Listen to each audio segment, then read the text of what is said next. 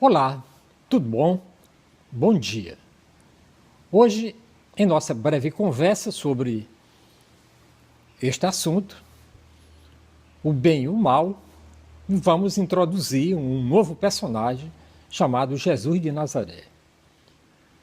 Por que os historiadores não registraram o nascimento de Jesus? Eu sou Jonas Luiz da Silva, de Capoeira. Os historiadores não registraram o seu nascimento e durante 30 anos ninguém prestou a menor atenção a ele. Judeu do interior montanhoso da Galiléia, famoso por seus ensinamentos e seu poder de cura, ele apareceu em Jerusalém aos 33 anos, durante a Páscoa. Em 3 dias, ele foi preso, julgado e condenado por traição e executado como um criminoso comum. Seus seguidores disseram que Deus o ergueu dentre os mortos, mas a exceção feita aos que acreditavam nele, o evento passou completamente ignorado pela população da época. 2000 anos depois, a própria passagem do tempo é contada a partir do nascimento de Jesus de Nazaré. E no fim do ano 2000, os calendários da China, da Índia, bem como da Europa, da América e do Oriente Médio, registraram também a aurora do terceiro milênio. Ficou tudo igual. É uma convenção, é claro, uma ficção e uma prerrogativa da hegemonia cultural ocidental, o fato de o nascimento de Jesus nascer e marcar os dias para os cristãos e para os não cristãos. Para os cristãos, Jesus é o portal da história em que a eternidade intercepta o tempo. No encerramento do segundo milênio, 1/3 da população mundial dizia acreditar em Jesus. Mas por qualquer padrão secular, Jesus também é a figura dominante da cultura ocidental. Muitos dos que hoje vemos como ideias, invenções e valores ocidentais têm sua fonte ou inspiração na religião que adora Deus em seu nome. Eu vejo falar em Deus lá no Congresso Nacional, eu vejo falar em Deus lá no Supremo Tribunal Federal, eu vejo falar em Deus lá na Câmara dos Deputados.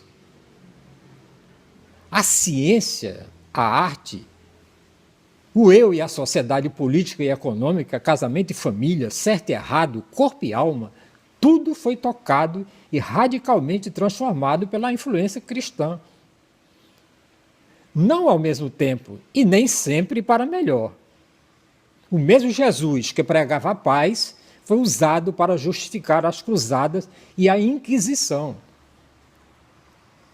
O mesmo evangelho que ele proclamou serviu de base para a democracia e para o direito divino dos reis.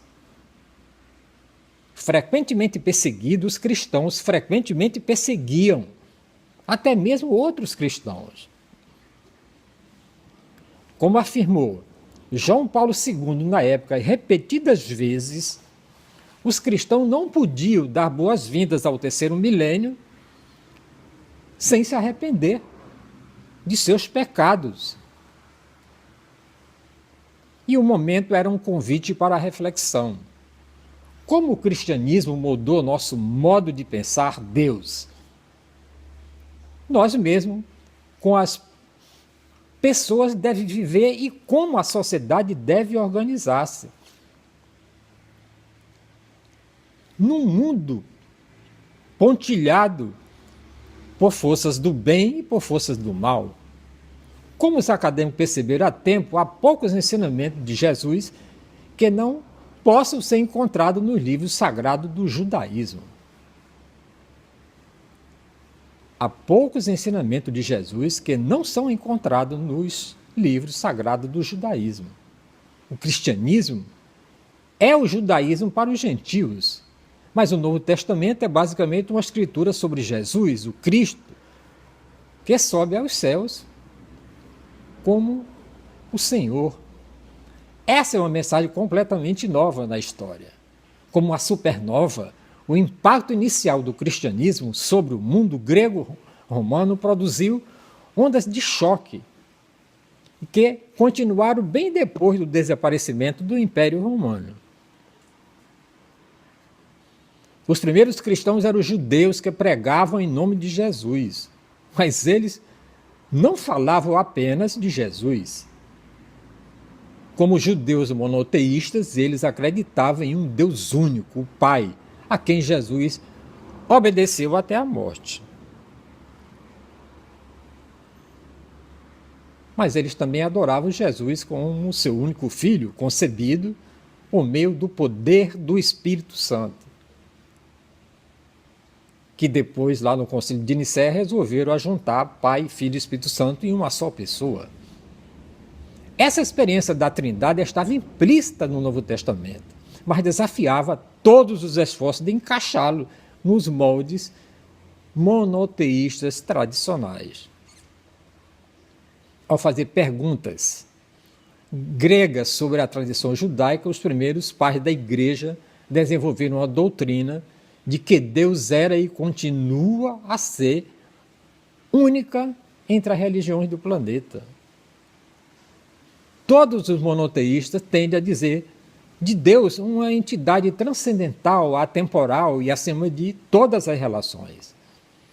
Porém, tendemos a ver que toda a realidade é interrelacionada.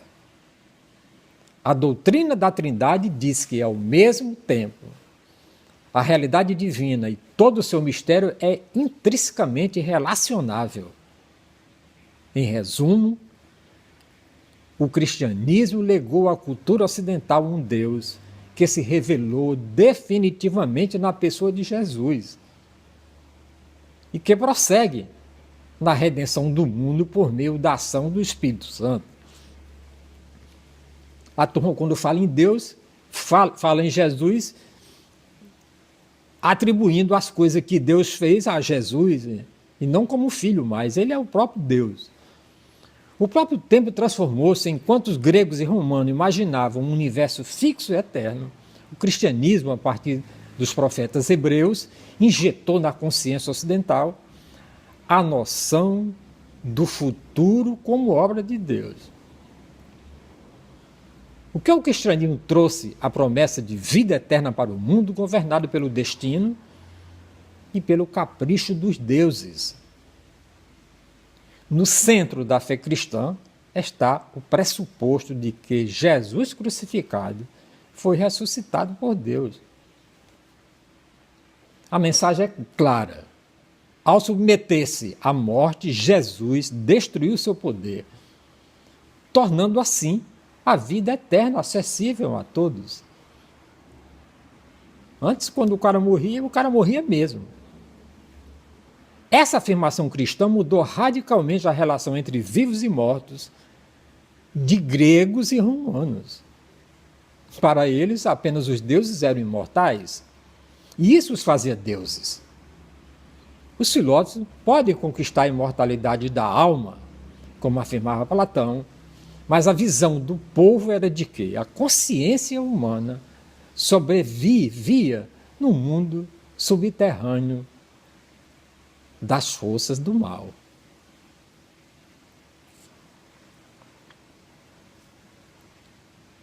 A ressurreição é uma enorme resposta para o problema da morte.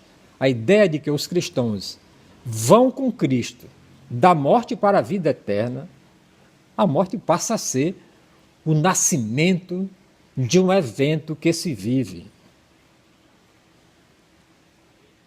Por hoje é só, e amanhã nós vamos continuar a falar sobre o bem, o mal e Jesus de Nazaré, para compreendermos um pouco qual é o papel dessa divindade nesse momento tão crucial que estamos vivendo entre os homens, na barbárie e na selvageria. Eu sou o Jonas Luiz da Silva, vivo de Capuí. Eu vejo você amanhã.